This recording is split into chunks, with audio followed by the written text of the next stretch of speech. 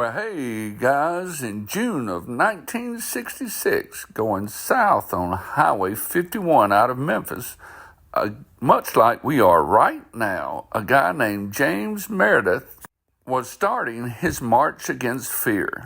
Meredith was the first black man to enroll in the University of Mississippi in the fall of 1962.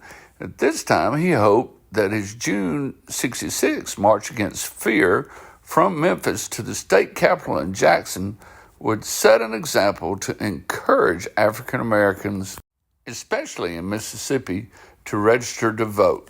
He also wanted to make a name for himself because he was considering running for governor or lieutenant governor in the 1967 election.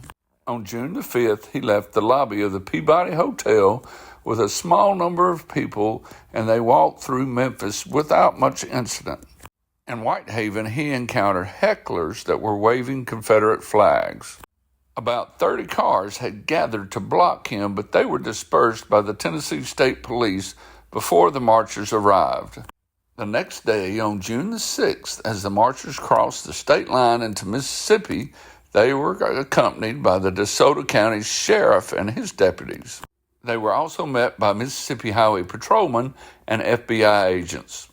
Near Hernando, Meredith was received warmly by about 150 African Americans, but south of town, about 4 o'clock, the group received a warning that said an armed man had been seen on the road ahead.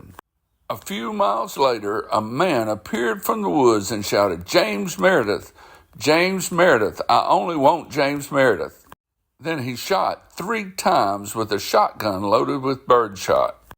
A Hernando ambulance took James Meredith to the hospital, and the Associated Press misunderstood the report and announced that Meredith was dead. The AP later corrected that statement. Comedian Dick Gregory staged a reverse walk from Hernando to Memphis while major civil rights leaders came to Hernando to continue the march against fear to Jackson. During the next few weeks, Stokely Carmichael, Martin Luther King Jr., Floyd McKissick, Roy Wilkins, and Whitney Young led the march, including rallies in Greenwood, Philadelphia, and Canton. These rallies would have lasting effects on the civil rights movement. The march ended with the largest civil rights rally in the history of the state at the state capitol. The shooter, a guy from Memphis named Aubrey James Norville, was caught 3 minutes after the assault. Meredith probably only survived because of Norville's bad aim. Meredith rejoined the marchers at Tougaloo College and participated in the Capitol rally in Jackson. James Meredith is still alive today, and if you're lucky, you can catch him while he watches his beloved Ole Miss Rebels play football. Thank you.